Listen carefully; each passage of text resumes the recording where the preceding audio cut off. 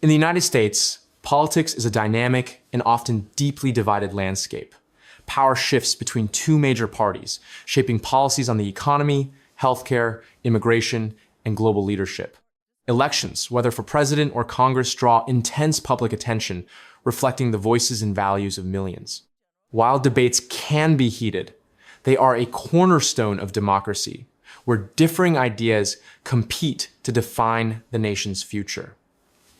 At its core, U.S., politics is a constant balancing act between tradition, change, and the will of the people. Klay case, and they never did. Thank you, Mr. Grum. I see my time's expired. Thank you, Mr. Chairman. Senator Hirono. Thank you, Mr. Chairman. There's absolutely no question that racial discrimination existed in our country, and in many places, people would argue that it still does. And so we had all kinds of ways to keep black people from voting. We had poll taxes, we had literacy tests, we had, I think they, some places even required them to count how many jelly beans were in a jar. All kinds of ways to keep black people from voting. This happened. I don't think anybody can deny that that was going on.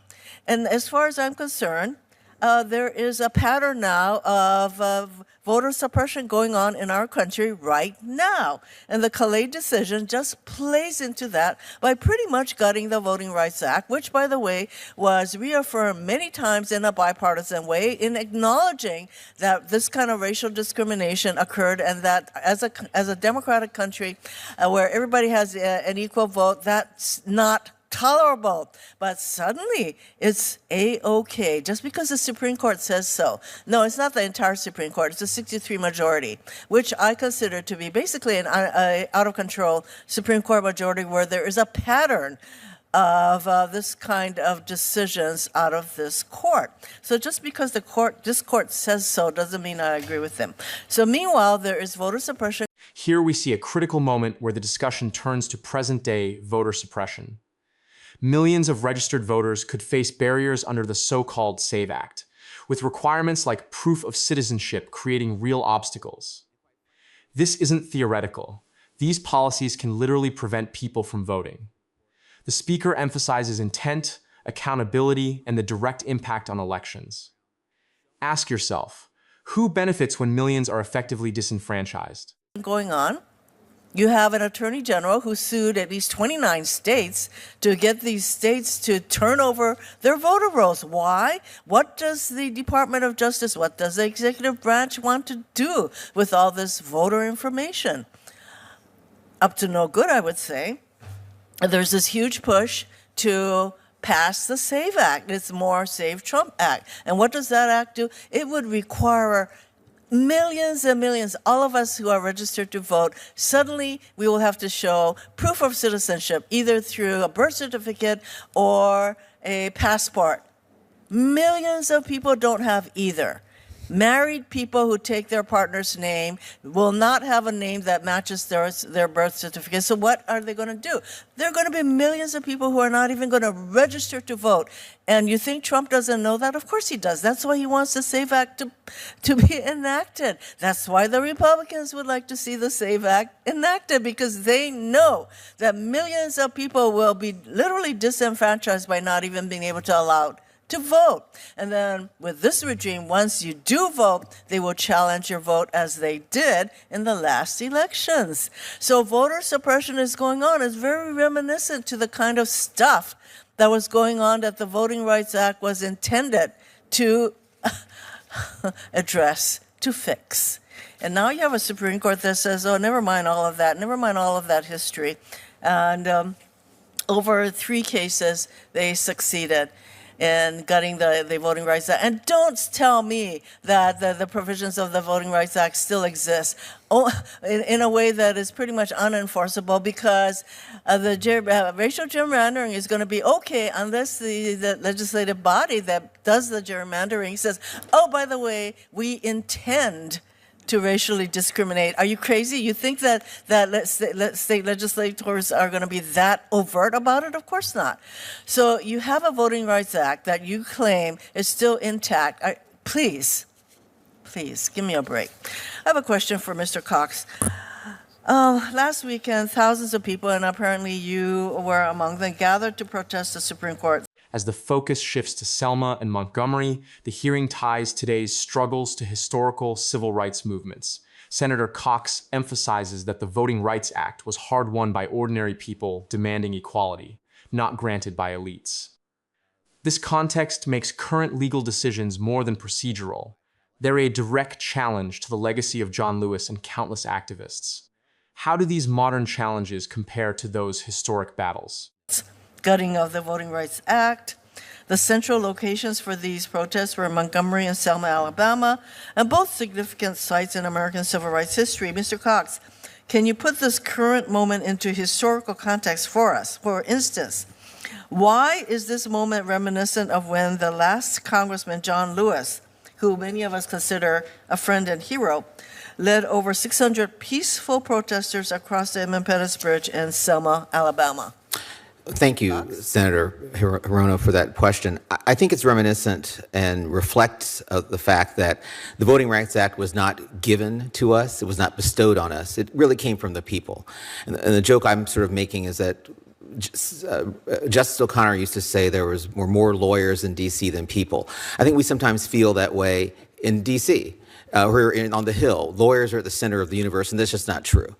If we're going to climb out of this destruction of the Voting Rights Act, the penultimate destruction of our democracy, it's going to require the people. And quite frankly, we're being gaslit. We have a Supreme Court, we have allies of the Supreme Court and allies of the Klay case saying discrimination is over. Obviously not true. We have folks on the ground showing and discussing with us that law enforcement are at the polling places. We have folks not only confused, but being discriminated against right now. And I have to say that to ignore the fact that the people are demanding that Congress respond, that Congress restore the effects test that has been gutted and taken out by Klay would be a mistake.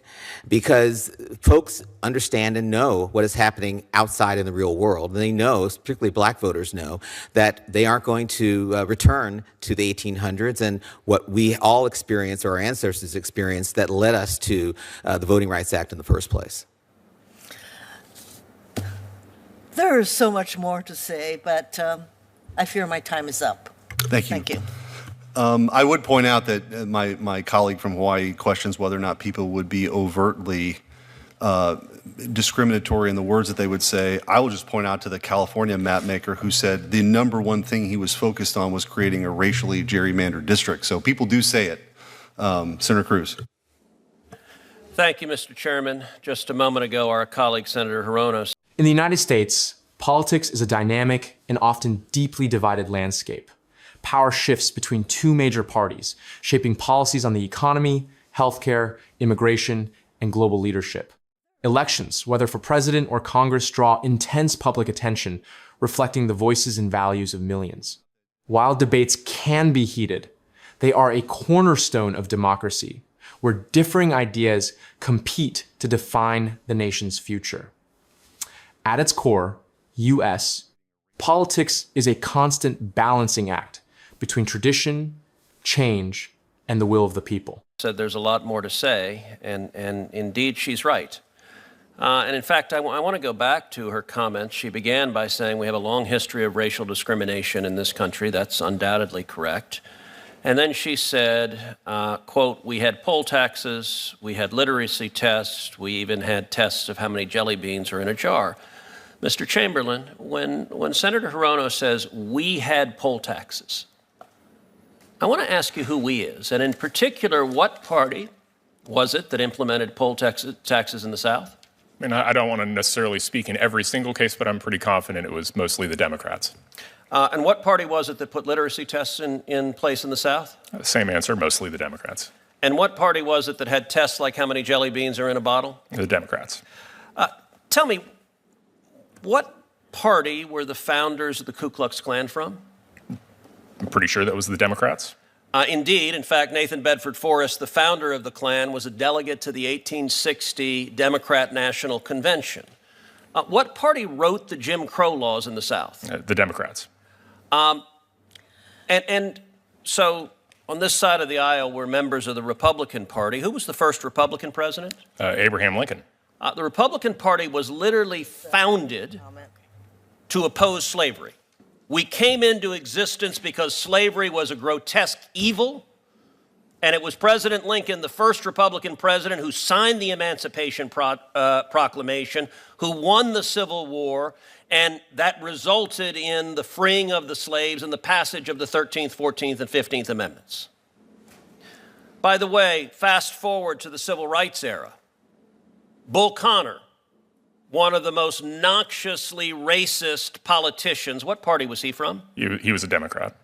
The Democrats, for the entire history of their party, have been a party based on racial discrimination.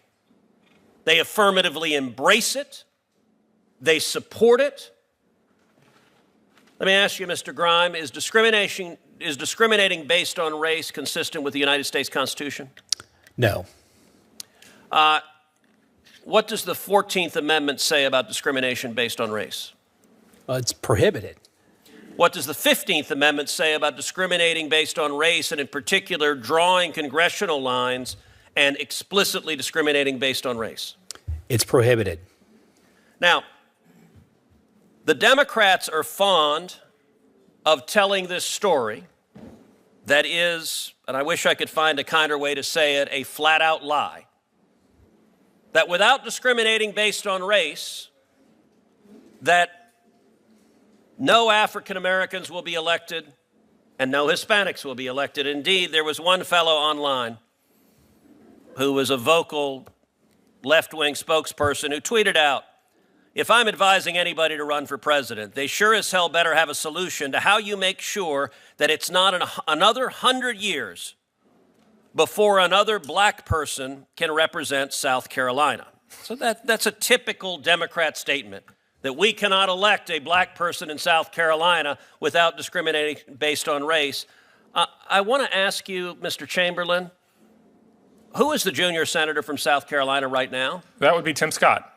And, all right, Here, the focus shifts to election examples with African American Republican leaders like Tim Scott and Burgess Owens. The point being made is that political identity and race are often misrepresented in partisan narratives. This commentary underscores contradictions in claims about race and voting, while inviting viewers to consider, are party assumptions distorting the reality of who represents whom and how elections actually function. tell you what I said online. I said, hey, Grok, who is Tim Scott, and why do Democrats think he isn't black?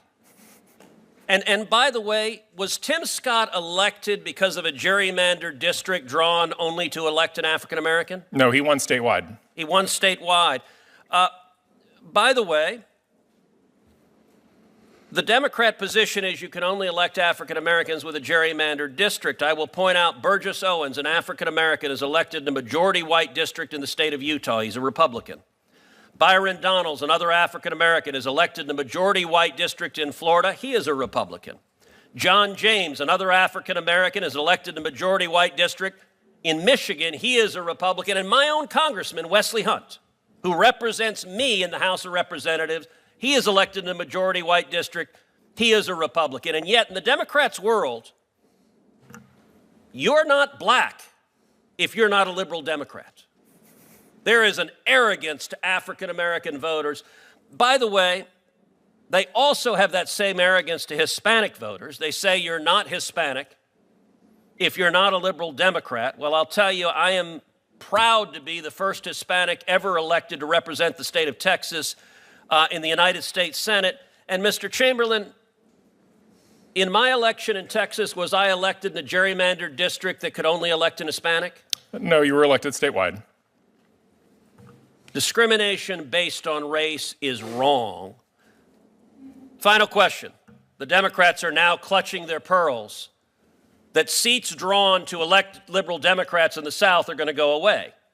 You may get black Republicans instead. Indeed, in Tennessee, they're freaking out that a liberal white guy who's a Democrat is likely going to lose his seat to an African-American woman who's a Republican, and they say that's horrible racial oppression. My final question is this. If you look nationwide, Which party has egregiously abused gerrymandering for decades? Both parties are guilty of it, but who has been the worst offender? And in particular, take New England. Take Massachusetts, take Connecticut, take Rhode Island, take Maine, take Vermont, take New Hampshire. How many Republicans are elected from all of New England in the House of Representatives? I think the answer to that is zero. Zero. They've drawn every district in a naked gerrymander, and yet they're very upset that their illegal pursuit of power. In the United States, politics is a dynamic and often deeply divided landscape. Power shifts between two major parties, shaping policies on the economy, healthcare, immigration, and global leadership. Elections, whether for president or Congress, draw intense public attention, reflecting the voices and values of millions. While debates can be heated, they are a cornerstone of democracy, where differing ideas compete to define the nation's future. At its core, U.S., politics is a constant balancing act between tradition, change, and the will of the people. Power has now been stopped by the Supreme Court that is enforcing the Constitution and prohibiting the racial gerrymandering and discrimination their party is built on. Mr. Senator Chairman? Padilla. Just a Mr. Chairman, part of personal privilege. Sure. I feel personally aggrieved to sit here and to be lectured by my colleague from Texas. And this reminds me of the time when he was first elected to the Senate, and the Judiciary Committee had a hearing on gun safety, and he felt a need to lecture Dianne Feinstein, who was a leader on gun safety legislation, and he took that opportunity to lecture Dianne Feinstein about gun safety and her leadership on the issue. And she said to him something along the lines of, I did not sit here on this committee for however many years she did, only to be lectured by you, and that is how I feel. So why don't you just stop lecturing the rest of us? Just because you think you are the smartest person in the world doesn't mean the rest of us agree to that, okay? Thank you. Senator Hirono, Senator- I Senator knew Cruz. Dianne Feinstein. I served with Dianne Feinstein, and you're not Dianne Feinstein. All right, Senator Padilla. We're done. Senator. Thank you so much, Mr. Chairman. Yes. Thank you, Mr. Chairman.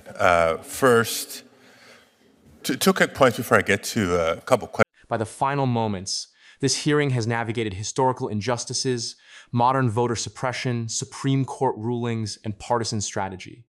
Both sides deploy history and legal arguments to bolster credibility, yet the stakes remain very real for voters today. Factually, the transcript exposes both strategy and tension, showing how policy affects everyday citizens.